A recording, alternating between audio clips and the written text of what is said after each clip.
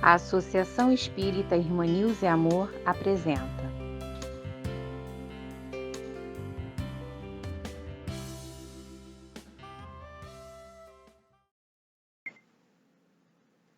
Olá, meus amigos do Irmã Nilza, quanta alegria em estarmos juntos mais uma vez para estudarmos a doutrina dos Espíritos. Então recebam o meu abraço, recebam um abraço do Centro Espírita Luz e Verdade e vamos novamente, vamos estudar um pouquinho mais nesse domingo, nessa manhã de hoje. Lá no Livro dos Espíritos, na parte 3ª, no capítulo 11, que fala das leis morais, a lei de justiça, de amor e de caridade, das perguntas 873 a 892. Então, nós vamos fazer a leitura, vamos nos harmonizar para a nossa prece. E aí eu gostaria de fazer a leitura hoje do Evangelho, do capítulo lá do Sede Perfeitos, que fala do homem de bem, porque tem uma conexão muito grande com o tema que nós vamos falar nessa manhã de hoje. Então, nós já vamos entrando nesse clima do estudo, no assunto do estudo, que vai nos ajudar muito para que nós possamos compreender melhor essa lei tão importante de justiça, de amor e de caridade. Então, vamos fazer a leitura do Evangelho, lá no capítulo Sede Perfeitos, o homem de bem. O verdadeiro homem de bem é o que cumpre a lei de justiça, de amor e de caridade na sua maior pureza. Se ele interroga a consciência sobre seus próprios atos, a si mesmo perguntará se violou essa lei, se não praticou o mal, se fez todo o bem que podia, se desprezou voluntariamente alguma ocasião de ser útil, se ninguém tem qualquer queixa dele, enfim, se fez a outrem tudo o que desejara lhe fizessem. Deposita fé em Deus, na sua bondade, na sua justiça e na sua sabedoria. Sabe que sem a sua permissão nada acontece e lhe submete à vontade em todas as coisas. Tem fé no futuro, razão porque coloca os bens espirituais acima dos bens temporais. Sabe que todas as vicissitudes da vida, todas as dores, todas as decepções são provas ou expiações, e as aceita sem murmurar. Possuído do sentimento de caridade e de amor ao próximo, faz o bem pelo bem, sem esperar paga alguma, retribui o mal com o bem, toma a defesa do fraco contra o forte e sacrifica seus interesses à justiça. Encontra satisfação nos benefícios que espalha, nos serviços que presta, no fazer ditosos aos outros, nas lágrimas que enxuga, nas consolações que prodigaliza aos aflitos. Seu primeiro impulso é para pensar nos outros antes de pensar em si. É para cuidar dos interesses dos outros antes do seu próprio interesse. O egoísta, ao contrário, calcula os proventos e as perdas decorrentes de toda ação generosa. O homem de bem é bom, humano e benevolente para com todos, sem distinção de raças nem de crenças, porque em todos os homens vê irmãos seus. Respeita nos outros todas as convicções sinceras e não lança anátema aos que como ele não pensam. Em todas as circunstâncias toma por guia a caridade, tendo como certo que aquele que prejudica a outrem com palavras malévolas, que fere com o seu orgulho e o seu desprezo a suscetibilidade de alguém, que não recua à ideia de causar um sofrimento, uma contrariedade, ainda que ligeira, quando a pode evitar, falta ao dever de amar o próximo e não merece a clemência do Senhor. Não alimenta ódio nem rancor, nem desejo de vingança. A exemplo de Jesus, perdoa e esquece as ofensas, e só dos benefícios se lembra, por saber que perdoado lhe será conforme houver perdoado. É indulgente com as fraquezas alheias, porque sabe que também necessita de indulgência e tem presente esta sentença do Cristo: atire-lhe a primeira pedra àquele que se achar sem pecado. Nunca se compraz em rebuscar os defeitos alheios, nem ainda em evidenciá-los. Se a isso se vê obrigado, procura sempre o bem que possa atenuar o mal. Estuda suas próprias imperfeições e trabalha incessantemente em combatê-las. todos os esforços emprega para dizer, no dia seguinte, que alguma coisa traz em si de melhor do que na véspera. Não procura dar valor ao seu espírito nem aos seus talentos.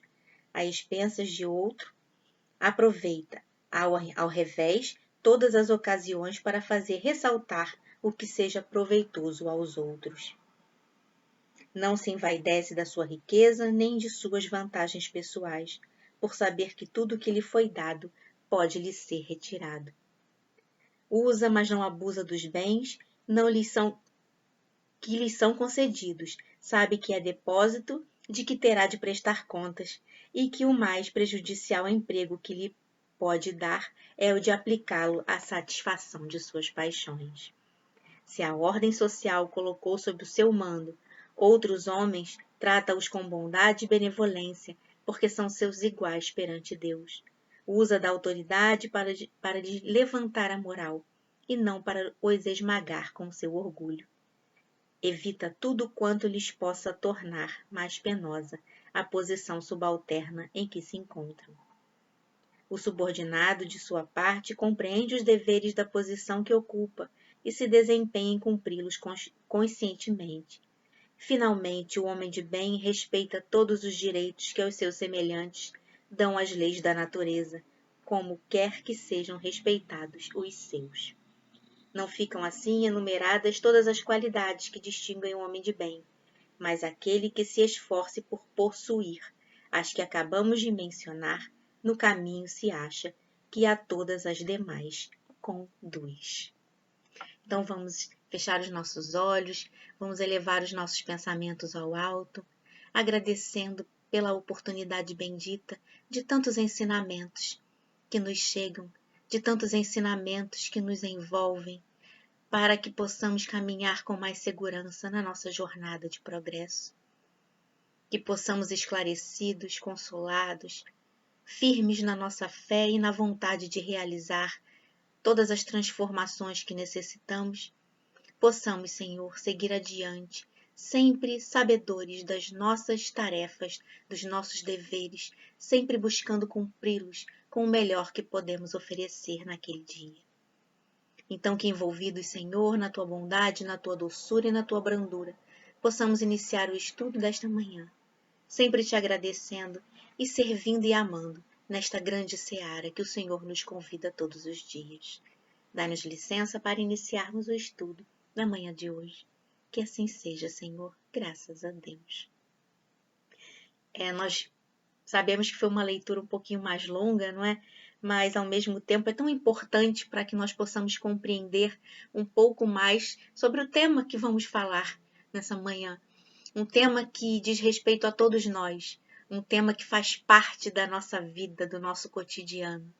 E aí nós vamos começar a falar lembrando de uma colocação de Haroldo Dutra, que o capítulo 11, ele nos apresenta uma lei muito peculiar, porque das leis morais é a única que tem um nome composto e no seu próprio título já nos faz um convite à reflexão. E nos diz também que nós não podemos separar esta lei em 3 partes. Não podemos estudar a justiça como uma instância em separado, o amor como uma outra realidade e a caridade como um terceiro elemento. Nós temos que estudar como uma unidade, como uma única lei, que é a lei de justiça, de amor e de caridade, expressando essa unidade que é complexa, né? Mas é uma unidade, é uma única lei. E nós vamos compreender ao longo do estudo por que é tão importante, né? Que nós possamos compreender essa colocação que o Haroldo faz, né? Esse convite à reflexão que ele nos chama, que é tão importante. Então vejamos, colocando o amor como princípio, porque o amor é a base, ele é o princípio, né?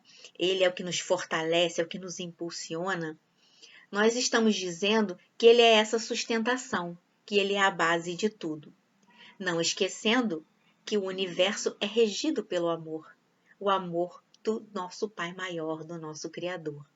Então não poderia ser diferente. A base ser o amor, já que o universo é regido por todo esse amor do Pai. e que a justiça e a caridade, elas serão como a mão esquerda e a mão direita do amor. E aí nós podemos concluir que a justiça e a caridade são manifestações do amor. São os instrumentos de manifestações do amor. É muito interessante quando o Haroldo coloca o amor como centro, como base, né? Utilizando essa colocação sobre a mão esquerda e a mão direita da justiça e da caridade. Mas sempre lembrando que somos fortalecidos pelo amor e que essas duas mãos ajudam para que nós possamos caminhar, ajudam a nos posicionarmos diante das coisas que nos chegam do mundo. E aí lá na pergunta 873, que é a primeira dessa lei do Livro dos Espíritos, Kardec vai se referir ao sentimento de justiça e não à ideia de justiça. Está lá bem claro na primeira pergunta. Porque o sentimento ele vai nos colocar para refletir. Não é só uma simples ideia jogada, uma simples ideia lançada. A gente está falando de sentimento, do que nós passamos no nosso dia a dia, do que nós trazemos em nós, né, daquilo que sentimos. E tudo isso que se refere a sentir vai nos convidar a refletir. Né? Então, Kardec pergunta aos espíritos se o sentimento de justiça, se ele está na natureza ou se ele é o resultado de ideias adquiridas. E os espíritos são claros na resposta, né? Eles dizem para Kardec que o sentimento de justiça ele está na natureza, de tal modo que vos revoltais à simples ideia de uma injustiça. Quem de nós não se revolta à simples ideia de uma injustiça? Quem de nós não se levanta, não se posiciona, não se coloca, né? Não sente quando é injustiçado ou quando alguém, né, a quem amamos também é.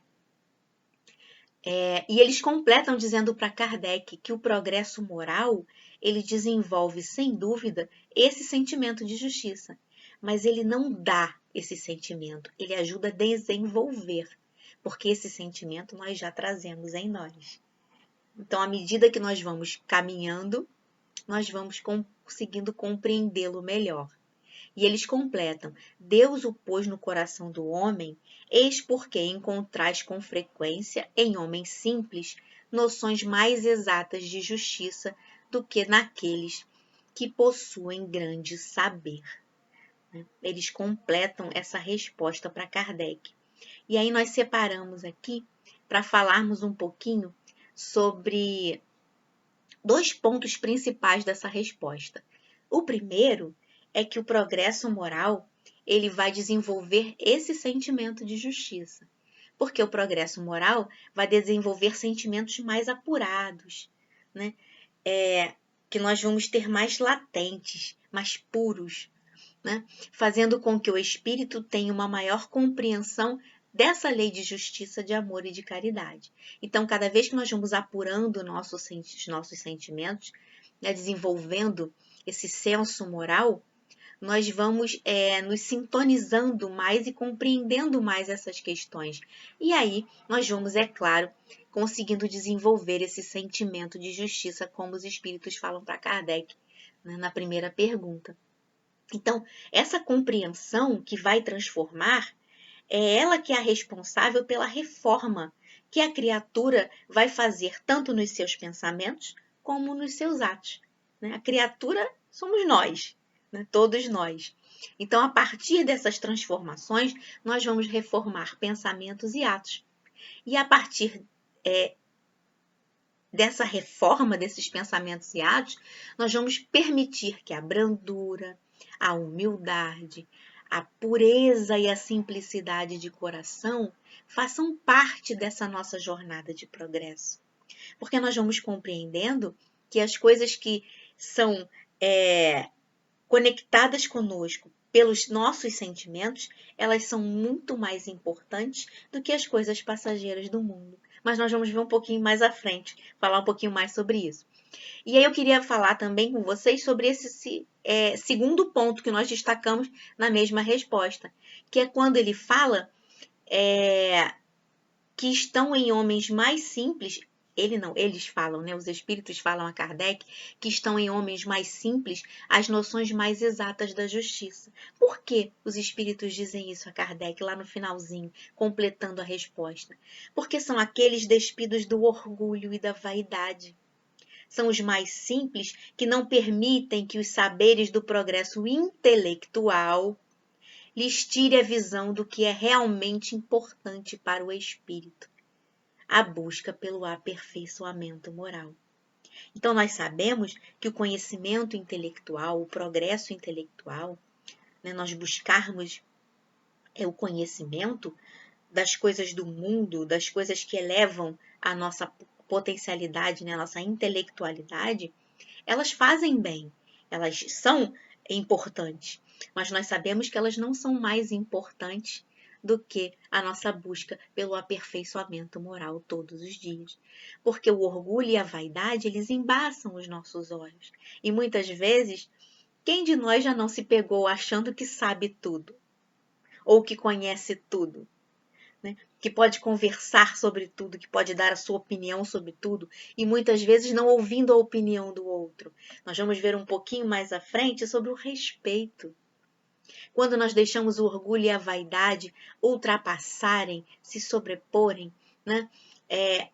A nossa conduta moral, a nossa conduta correta, nós vamos perceber que nós não ouvimos o que o outro diz, que nós damos as costas ao que o outro diz, faltando com respeito à opinião do outro. Né? Então, esse segundo ponto também é muito importante, que aqueles que têm a simplicidade muitas vezes estão mais aptos, né? Os seus olhos estão enxergando melhor do que aqueles que envaidecidos, orgulhosos do seu conhecimento intelectual, né? Não conseguirão enxergar, não conseguirão acompanhar essa busca pelo aperfeiçoamento moral. E aí nós vamos passar para a pergunta 875, que Kardec pergunta aos espíritos como definir a justiça, que é justamente o primeiro nomezinho dessa lei, né? A lei de justiça. Então, respeitando os direitos de cada um, né? Assim nós podemos definir a justiça. Os espíritos colocam assim para Kardec. E isso é básico, né? O meu direito termina em respeito ao direito do outro. E é assim que nós buscamos o equilíbrio para essa vida em sociedade, como falamos agora. Né? Não é dando as costas, não é retrucando ou revidando, né? Com ódio, com raiva, com falta de educação, a opinião do outro. Eu posso não concordar com a opinião do outro, mas eu preciso respeitar. E é isso que os espíritos dizem a Kardec.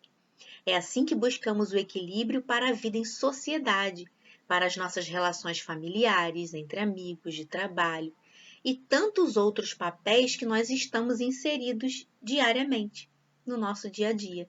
Né? Então, é respeitando o direito do outro, respeitando o outro. É assim que nós buscamos esse equilíbrio para a vida em sociedade.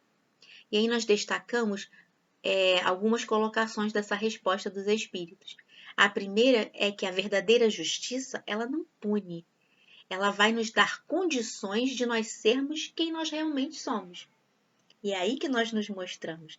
É através do nosso comportamento. E é a partir daí que nós conseguimos nos transformar para seguirmos a nossa trajetória evolutiva. Porque a partir do momento que nós conhecemos as nossas imperfeições e que nós temos condições de buscar corrigi-las, depende só de nós sabemos disso, né? Nós vamos conseguir mudar essa nossa trajetória evolutiva, porque nós estamos buscando corrigir essas imperfeições, trabalhar essas imperfeições. Por isso, os espíritos dizem a Kardec que a justiça ela não é uma punição, ela é uma oportunidade de aprendizado, é uma oportunidade de aprender com os próprios erros e com os próprios acertos, porque nós não somos de todo imperfeitos, né? Nós já temos as nossas conquistas, nós já fizemos pequenos progressos, então nós temos os nossos acertos também, na medida do que nos é necessário naquele momento, na medida do que nós temos condições de compreender nesse momento. Então, a oportunidade de aprender com os erros e com os acertos é que vai nos corrigir as imperfeições, que vai nos levar a ter olhos de ver no que precisamos melhorar ainda e naquilo que já estamos caminhando no rumo certo, né? Então, todas as nações civilizadas, elas têm normas de comportamento na sociedade. E essas normas, elas vão estabelecer os direitos e os deveres. E aí nós vamos fazer um parêntese para falar rapidamente do progresso das luzes, que os espíritos explicam a Kardec também na resposta, falando um pouquinho da Revolução Francesa, que trouxe os ideais de liberdade, igualdade e fraternidade. E a partir daí, desses ideais que surgiram com o progresso das luzes, com a Revolução Francesa, ficaram explícitos para nós em sociedade, para nossa vida em sociedade, e passaram a fazer parte da justiça humana, das normas, das leis da humanidade. Estão presentes até o dia de hoje. E nós prezamos muito esses ideais de liberdade, de igualdade e de fraternidade, porque eles nos trouxeram essa busca do equilíbrio em sociedade, do respeito mesmo, da palavra respeito. É aquela história de respeitar mesmo não concordando com a opinião do outro. É quando eu busco o equilíbrio de todos esses ideais: liberdade, igualdade e fraternidade. Então eu respeito a opinião do outro, eu respeito o direito do outro, eu me coloco na posição do outro para saber como é que eu vou me sentir se eu receber do outro aquilo que estou fazendo com ele. Então, tem essa troca e esse equilíbrio de ideais é muito importante para essa vida em sociedade, né? E aí, seguindo um pouquinho mais, Kardec pergunta aos espíritos, mas qual é a base da justiça fundamentada na lei natural? Porque ele já falou um pouquinho das normas de sociedade, da lei humana, né? E os espíritos dizem para ele, a base da justiça fundamentada na lei natural é querer para os outros o que queres para vós mesmos, né? Então, querer para os outros o que quero para mim mesmo. Deus colocou no coração do homem a regra de toda a verdadeira justiça, pelo desejo de cada um ver respeitados os seus direitos. Olha a sabedoria do nosso Pai, né? Colocando essa regra da verdadeira justiça, para que pelo desejo de cada um ver os seus direitos respeitados, também possa respeitar os direitos dos outros, né? E na incerteza do que deva fazer com relação ao seu semelhante, que o homem se pergunte como gostaria que procedessem com ele em igual circunstância, completam os espíritos. Deus não poderia nos dar um guia mais seguro que a nossa própria consciência. Aquilo que a nossa consciência nos cobra é o que nós devemos seguir, é o rumo que nós devemos tomar, né? Então, façamos aos outros o que gostariam que fizessem com cada um de nós, para que nós possamos fazer em relação ao semelhante aquilo que gostaríamos que esse semelhante fizesse conosco, né? Essa é a nossa voz da consciência, né? Ela que nos cobra. E aí, lá na pergunta 879, Kardec fala: qual seria o caráter do homem que praticasse a justiça em toda a sua pureza? A resposta dos espíritos: o verdadeiro justo, a exemplo de Jesus, pois praticaria também o amor ao próximo e a caridade, sem os quais não há verdadeira justiça. E aí nós vamos voltar lá no começo do estudo, quando nós falamos dessa unidade entre justiça, amor e caridade. Nós falamos no comecinho do estudo, uma completando a outra para ser uma única lei. Essa é a justiça para que todos possam evoluir sem que ninguém oprima ninguém. É a construção da felicidade sem as lágrimas do próximo, sem as lágrimas do semelhante.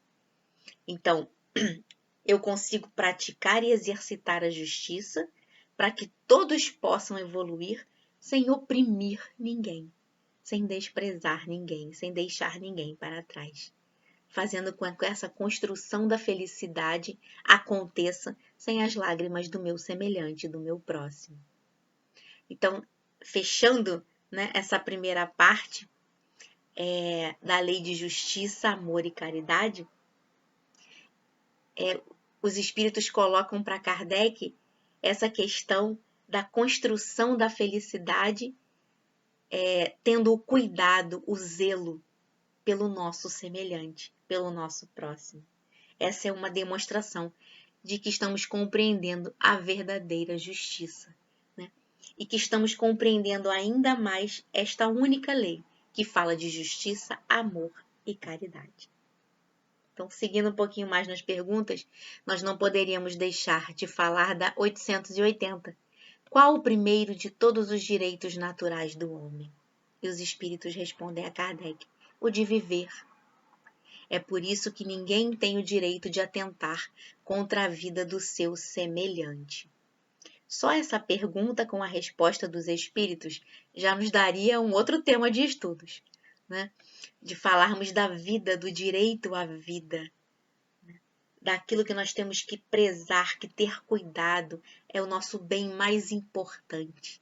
É a vida que nos foi concedida, essa oportunidade de estarmos novamente no mundo material para continuarmos o nosso caminho de progresso.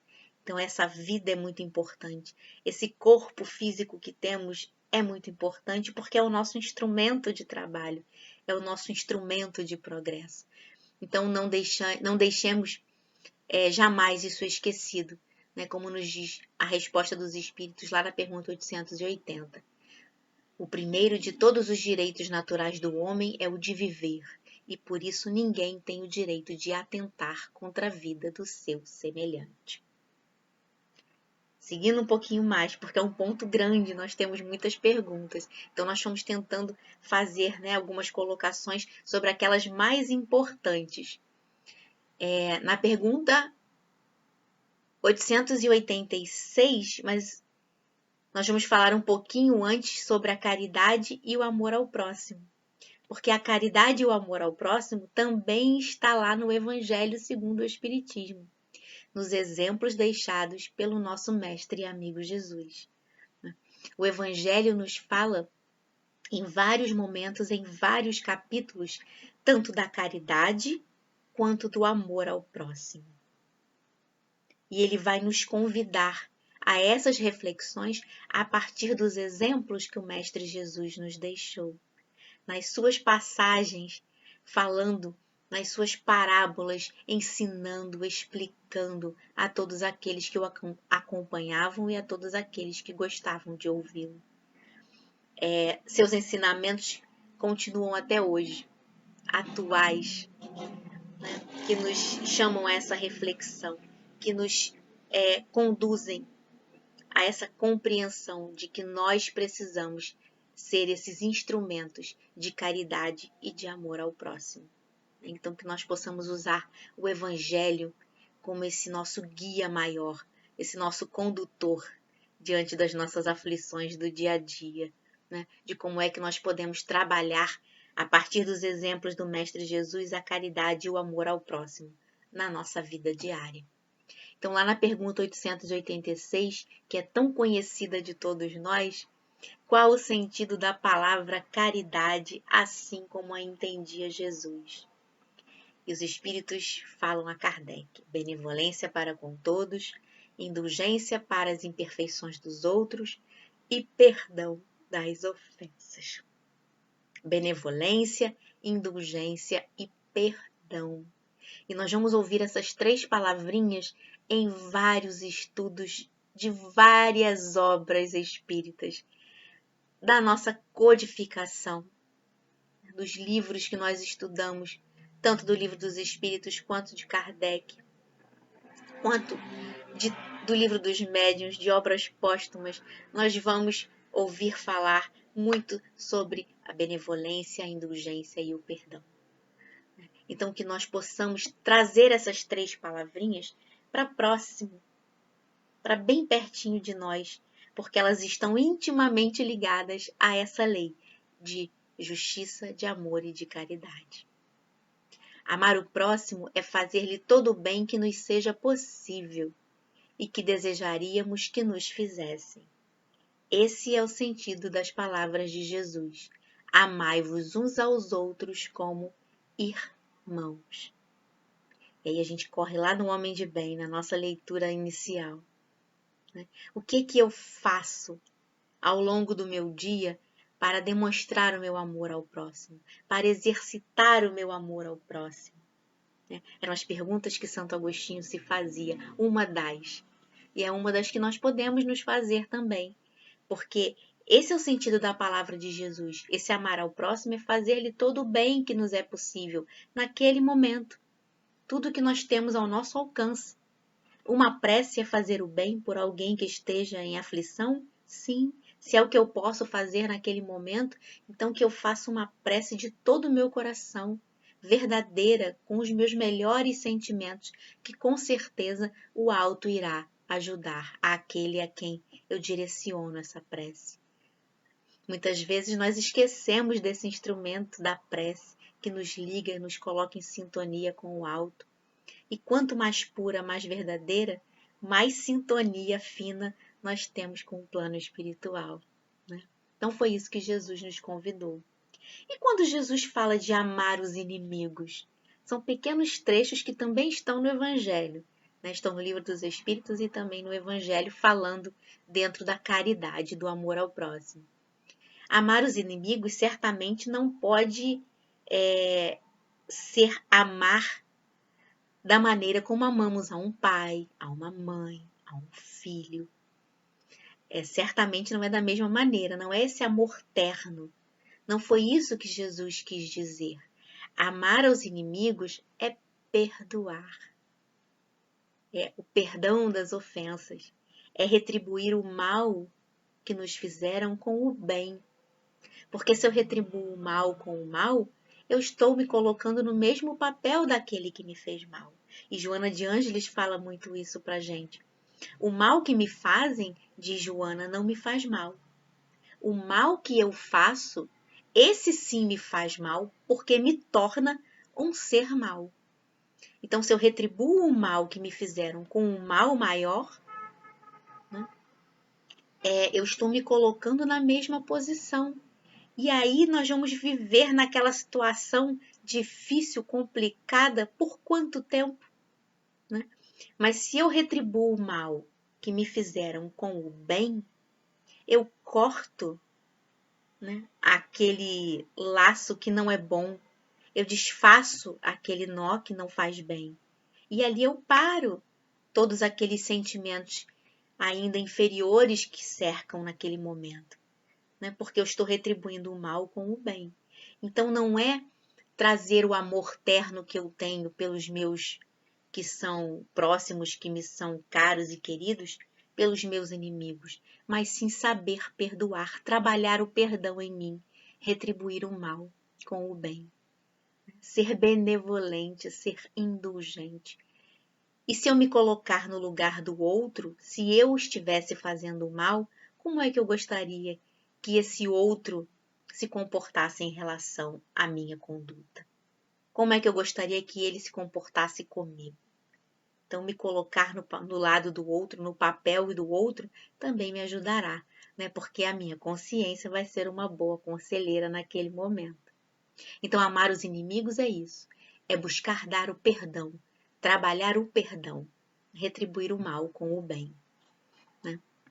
E aí, um pouquinho mais à frente, Kardec vai perguntar aos espíritos sobre a esmola, né, quando nós falamos da caridade material. E aí os espíritos respondem a Kardec que a esmola propriamente dita, ela socorre a necessidade material do momento, né? Mas o que nós devemos pensar da esmola? E aí eles chamam a atenção de Kardec, que é preciso distinguir a esmola propriamente dita da beneficência. Porque muitas vezes o mais necessitado nem sempre é aquele que pede, O orgulho pode mascarar quem realmente precisa ser ajudado.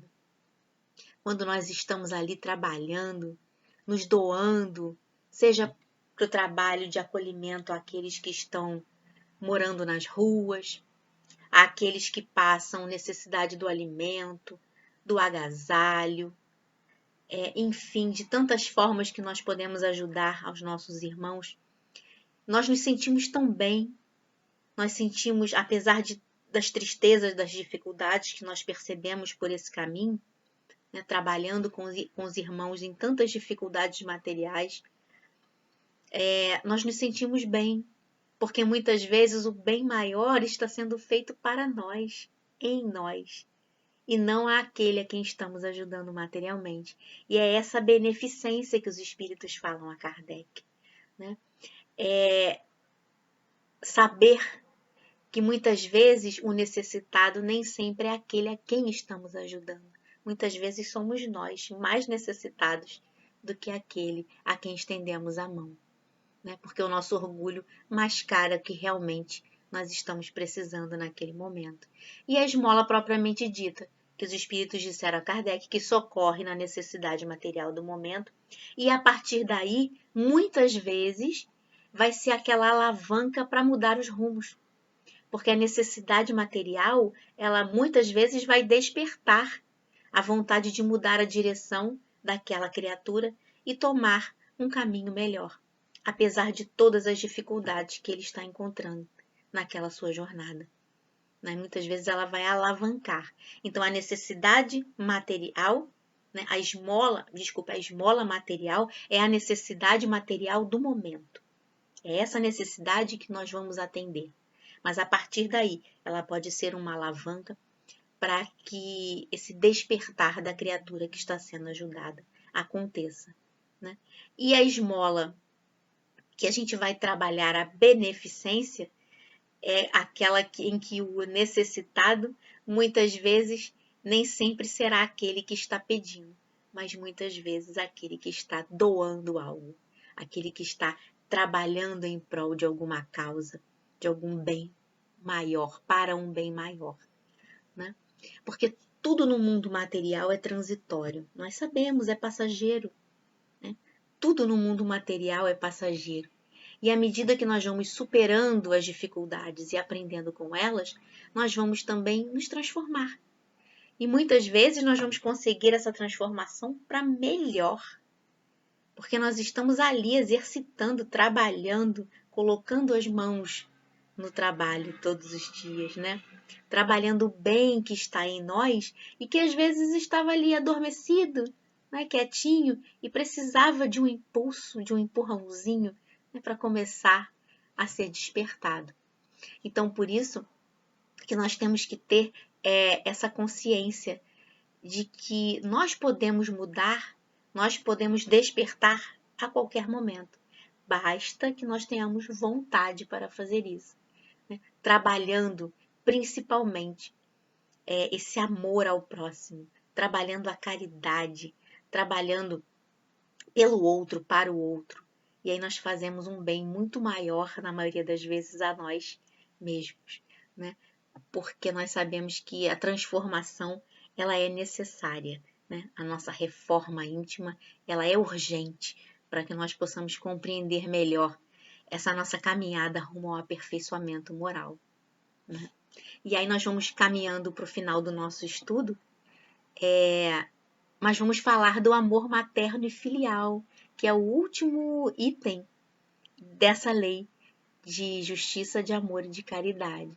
Falar do devotamento, da abnegação, da preocupação, da missão que é abraçada quando nós assumimos esse compromisso, quando nós firmamos esse compromisso de cuidar e zelar, independente das dificuldades que serão enfrentadas no caminho.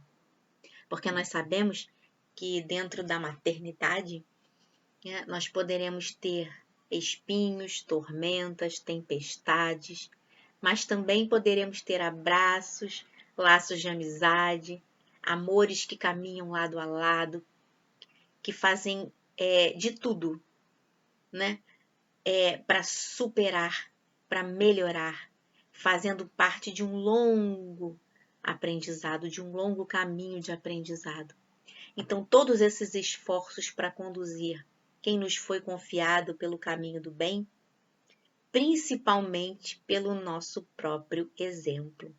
E aqui no Livro dos Espíritos se fala do amor materno e filial, mas a gente pode estender um pouco esse amor, né? Hoje em dia, nós temos tantas configurações familiares, né? Então, nós podemos estender esse amor, né? Porque esse amor materno é aquele amor que a gente pode dizer que vai conduzir, ensinar, criar laços, né? Abraçar essa missão de não medir esforços para conduzir aquele que lhe foi confiado no caminho do bem. Então, estendamos esse amor materno para esse amor que surge entre a família, né? Em todos aqueles que abraçam essa missão de cuidar e conduzir. Missão confiada a todos aqueles que cuidam com amor de alguém. Então, vamos estender esse amor. E aí, nós vamos lembrar um pouquinho dos pontos principais que nós estudamos, né? Porque a justiça, ela vai se aperfeiçoar no amor. E o amor vai se expressar na caridade. Por isso que quando nós começamos o estudo, nós dissemos sobre essa unidade da lei de justiça, de amor e caridade. Porque a gente sempre vai precisar lembrar de que a justiça se aperfeiçoa no amor. E o amor se expressa na caridade. Porque aí trabalhando a mão esquerda e a mão direita, né, da justiça e da caridade, com a base do amor, nós vamos superando dificuldades, nós vamos vencendo as dores, nós vamos transformando os nossos pensamentos e, em consequência, a nossa conduta diante das coisas do mundo, diante das tarefas que nós abraçamos no mundo material. Então, a justiça divina, ela permite que o Criador olhe para nós e veja que, apesar das nossas imperfeições, né, todas essas imperfeições que ainda temos, nós estamos no caminho do progresso, porque nós vamos fazendo as nossas pequenas conquistas ao longo dessa nossa jornada evolutiva. E esse é o olhar do Pai, do nosso Pai de amor, por cada um de nós. Ele sabe das nossas imperfeições, mas ele também sabe que nós trazemos em nós todos esses sentimentos que potencializam a nossa vontade de vencer, de melhorar, né? De nos transformarmos para caminharmos sempre pelos caminhos do bem, né? Pelo trabalho no bem, para sermos homens de bem, como nos diz o Evangelho. Então, benevolência para com todos, indulgência para com as imperfeições dos outros e o perdão das ofensas. Esse é o verdadeiro exercício da lei de justiça, de amor e de caridade. Eu agradeço a todos por esse tempo de estudo. Muito obrigada de todo o coração. Desejo que a doce e serena paz do Mestre Jesus envolva a todos nós. Um excelente domingo, um excelente dia. Fiquem todos com Deus e até a próxima. Um grande abraço. Convidamos a todos para assistirem à próxima palestra em nosso canal.